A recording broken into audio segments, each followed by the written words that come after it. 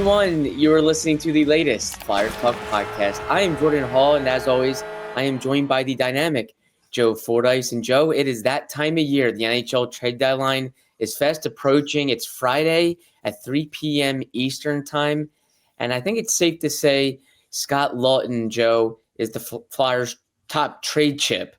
What do you think the chances are that he gets moved? Where do you think the Flyers stand on this? Well, it's interesting because I feel like every year at this time, Laughton's the guy we talk about, and he hasn't been traded.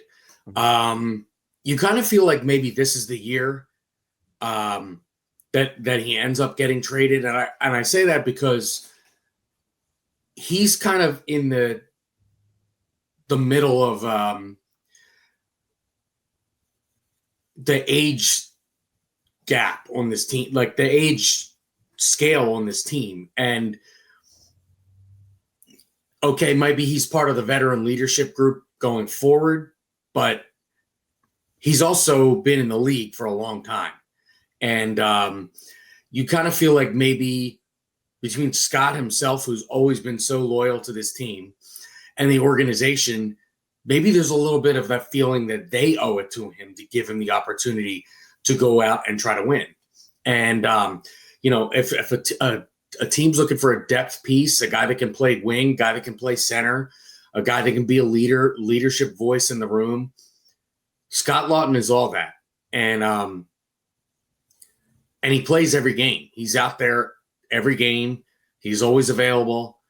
He's a great teammate. I think he's a piece for a team that feels like they might need a depth piece, and a guy that's able to play down the middle, a guy that's able to play on the wing. As I said, he's played power play, he's played penalty kill.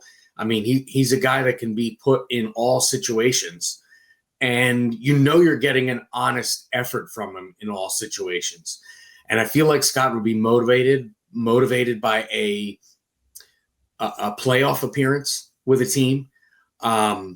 Not saying that this team's definitely out of it, but if he's traded, we assume he's traded to someone that's a little higher on the expectation ladder in the league as far as playoffs. So I feel like this would be the year. With that said, it seems like the Flyers are in no rush to trade these players right now. It's kind of one of those things where they could wait till the offseason, and that way you don't have to take away from what's going on right now. So I think the price would have to be right. But I by no means do I see them just trading him for anything that's available. I don't see that going on, but I do kind of feel like this might be the year that he does actually get traded. Of all the years, it does seem like this feels like the year that maybe it's most likely. And he's been hearing trade rumors for 5 years now, going back to when he signed his contract extension in 2021 on the day of the trade deadline. Chuck Fletcher wasn't sure if he was going to trade Laughton that day or re-sign him. They ended up re-signing him. And really ever since, given the Flyers have been in a rebuild and Laughton's been on a team-friendly deal and a guy that is maybe starting to age out of the Flyers rebuild a little bit, he's been in rumors every single year. So this is a guy that's used to it, probably is pretty numb to it at this point. But it's also a compliment in many regards. He's a guy with so much playoff qualities that teams like him and they want him. And the Flyers, when they're in a rebuild like this, have to consider some of their best chips. And Laughton, for many reasons, is one. And Joe, I'm thinking it's about a 60-40 chance, 60% or 60-40 split, I should say. 60% chance he stays, 40% chance he gets traded. Maybe it's in the 50-50 range. I really feel like it could go either way here. But I'm with you. I do not think they will be in a rush to trade him. I don't think they're going to make a move just to make a move. He's not a rental. He has another year left on his deal. So they can revisit this in the summer. They can revisit it next year at the deadline when maybe there's even more desperation from teams and maybe teams more willing to come calling because he's a rental and has an expiring contract. So I think the Flyers are going to hold him in high regard. I think that's the right approach, and we'll see where it goes leading into Friday. Yeah, and I'm a fan of Scott Laughton. I really think he's been he's been a guy that's represented this organization about as well as he possibly could. Always willing to do whatever the team needs. Never really says a peep about it. Just very businesslike, classy guy. I think that's attractive to teams as well. But yeah, I agree with you. It's around the 50-50, 60-40, whether he goes or not. I do think that part you kind of echoed what I said about him aging a little bit, aging out of the rebuild in the sense that I think the Flyers know what kind of representation Laughton has given this organization. And quite frankly, he just hasn't gotten a lot in return for it in terms of, he was part of the bubble playoffs, of course, 2018, but not a real long playoff run, not a real shot at the cup. And, I think that goes through their minds, and maybe they want to, maybe it's not just about what the team can get, and it's a little about Laughton too, Laughton the guy, and how this organization feels about him. So I think that's a factor also. Absolutely. I think they would try to do right by Scott Laughton. If they were to move him, where would they send him? Make sure it's a good situation. There's that type of respect level with Scott Laughton. He's in his 12th season with the Flyers. He's a guy that debuted when he was 18 years old. He's been a Flyer. He's a heart and soul Flyer. So I think they will absolutely respect him in that regard. And I think there's a mutual respect there. I think the Flyers have been very transparent with him each year. This has come up. I think they've been open to him about why they're listening and why his name's been out there. And I think he has respected them back in return because of the way they've treated him and how good they've been to him. So it'll be a tough call, no doubt. And Joe, another couple trade candidates that could give the Flyers tough decisions. Danny Briere, a tough decision. Rasmus Ristolainen and Andrei Kuzmenko. Ristolainen is a guy that I think we understand why he could have a lot of interest. He's a defenseman that's in your face, plays with physicality. He has a lot of playoff kind of jam to him. He has never played in the playoffs in his career. And if the Flyers are looking to clear more cap, and we've heard them talk about the importance of cap space, moving Ristolainen will be a way to do that if the team is willing to take on his salary of a little over $5 million a year. But similar to Laughton, Joe, he's not a rental. He's got two more years, after this year left on his deal. So the Flyers might not be in a huge rush to move him. They're going to make sure the deal is right because this is something they can revisit in the future. Where do you think things stand with Ristolainen? And then we'll get into Kuzmenko afterward. Yeah, it seems with Ristolainen, the Flyers are setting the price as sky high as they can, and rightfully so. They're not in a rush to trade him. As you mentioned, he has term left on his deal. They could revisit this, much like you mentioned with Laughton. They could revisit it in the summer. They could revisit it next season. And let's not forget, he is playing very well for this team. This is the best hockey he's played since the Flyers acquired him. And you mentioned about being a physical, in-your-face guy. His game is developed to the point where he does that with discipline. I know that was a little bit of an issue when he first came to the Flyers. It's no longer an issue. You can see why he'd be valuable to any team that thinks they have a shot. So I don't blame the Flyers for really trying to get everything they can for this guy. I would say he's their most valuable in what the return could be, but I don't know that he's their most tradable right now because the Flyers don't want to make the wrong decision and not get as much as they could for Ristolainen, because I think right now they could, the sky's the limit is what they could get right now. And a lot of these teams in the playoff mix could absolutely use a guy like Risto, who, as you mentioned, is going to be motivated because he's never played in the playoffs. So certainly he wants to experience that. But I really think there is no reason for the Flyers to jump at any deal that doesn't blow them away, quite frankly. I think a team has to blow them away for them to pull the trigger on a Risto deal. I do too. I think a team will have to knock the door down. I don't think the Flyers want to retain salary. So, they value this player. They think Ristolainen's played his best hockey, Joe, as you mentioned. So they're not going to move him and then also eat some of his salary. I think they've had the there's no reason for them to eat salary with the way he's playing. Quite frankly, when his deal was signed, okay, it looked a little high. Now the deal, when you look around the league, this deal doesn't seem bad. It really doesn't. To get 2 years at him at 5.1, I think is many would consider it a bargain, I think. So the idea of retaining any of his salary would be a non-starter for me, given the way he's playing. So I would personally would take that out of the question. Of course, the return could, the return could deem that a worthy, ask. So, but I don't see that being the case. I think he could bring a lot in return. And really, again, they're not in a rush. So the Flyers are holding the cards on this one, I think. So they might as well ride it. Yeah, absolutely. And you're right about his deal. I think with how well he's played this year, his deal looks better now. And also the way the cap is going to go up and the way people pay defensemen. People pay defensemen with size. They pay their top 40. They don't just pay their top pair. So I think his deal is not going to look as bad. I don't think it was ever really an awful deal. I wrote about in the past that the Flyers needed to make sure they had a good environment around him and they were trying to get better to make that deal look not too bad. I never thought it was an awful deal.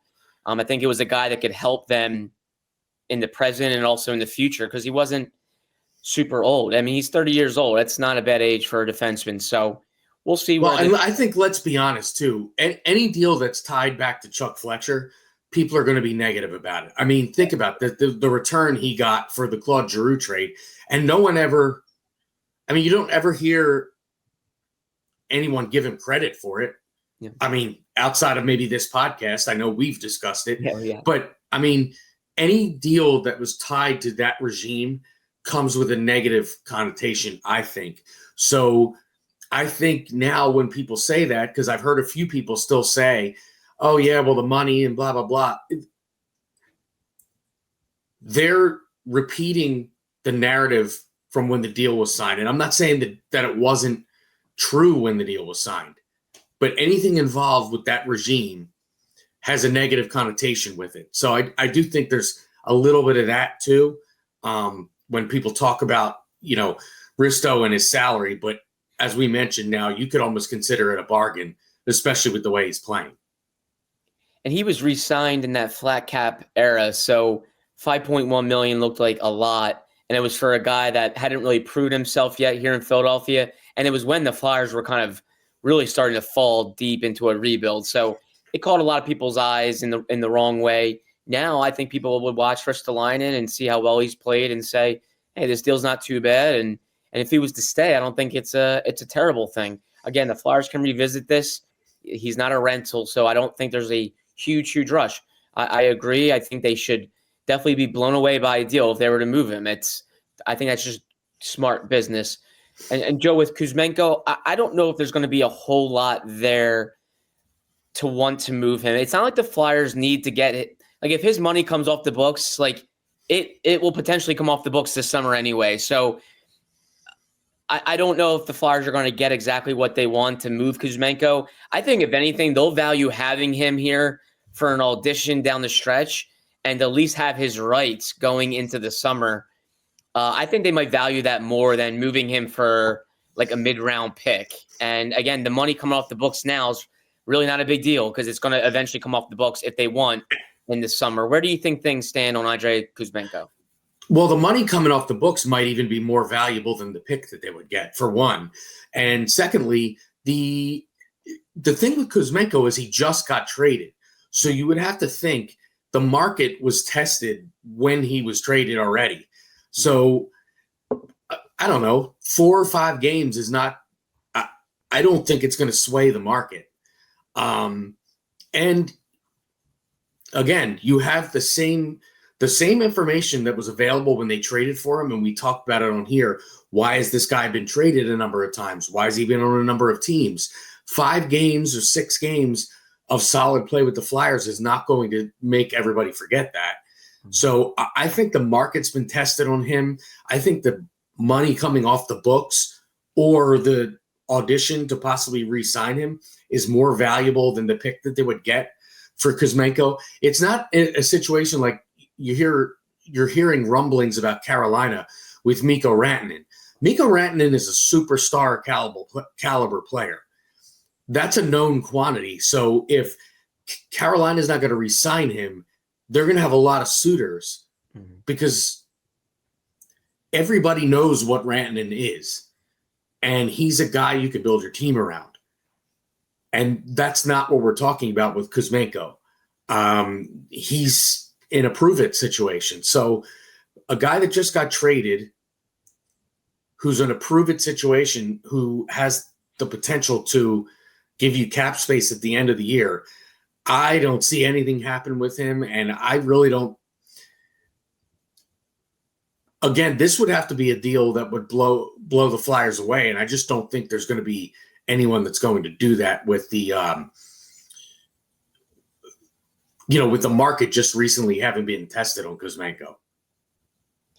Agreed. Unless some team comes out of nowhere with like a high round pick and you're just like, whoa, didn't see that coming. Maybe you pull the trigger, but I just don't think it's going to be there. And I just think there's more value in keeping him, seeing how he plays here, and maybe he becomes a piece for the next couple of years. Maybe they think about re-signing him because he's been pretty good here so far, Joe. I mean, the small sample size in this audition has been impressive. There's some real talent. So maybe they see him as a piece for the next year or so, and they can get him at a decent price in the offseason. But certainly a guy that, again, is a pending unrestricted free agent. So maybe some teams call on him and they see what he's done here. I just don't see it being too likely that he's going to be moved. If you were to ask me to predict it, I would be pretty confident predicting he'll be a Flyer after Friday for the stretch run. Yeah, agreed. I don't see it happening. Yeah. Joe, we've talked about this team having some faint playoff hopes. It's played better since the Four Nations face-off break. It's keeping things interesting in the wild card race, but so many teams ahead of them. They are not in good shape in that key tiebreaker of regulation wins. And I think a trade would really hurt them. I think it would just do a kind of be another gut punch to their psyche in terms of we just lost another player. You know, they lost 2 players in Farabee and Frost at the end of January, and this would be another one. And I think if a Laughton or a Ristolainen would go, that's a key player. Just how damaging could a trade be to their playoff hopes right now, as they have 20 games to go and they're trying to stay alive in it? Well, I think a trade of Laughton or Risto might be a death sentence for the season, especially Risto, because I feel like your defense core relies on him to be the solid player he's been all year. And then Scott Laughton would be devastating to the locker room. I mean, we heard because of the situational with the guys from the Calgary taking a while to get here, you heard a lot about Frost and Farabee not being in the room. I think that Laughton would be much more of a gut punch to the locker room than even both of those guys because of how long he's been here, the leadership role, his closeness with everybody on the team.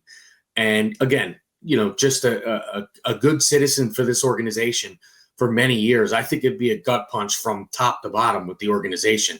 Not saying they shouldn't do it, but I think it would be a gut punch to their playoff hopes. And, so I think any trade of either of those two would be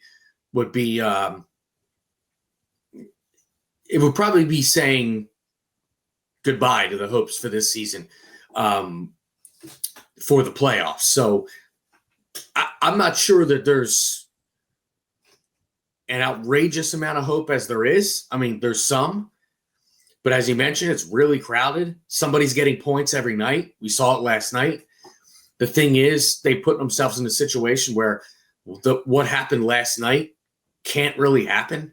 So I guess the only saving grace last night, it was a Western Conference team. But as you mentioned, this team's really behind in the regulation wins.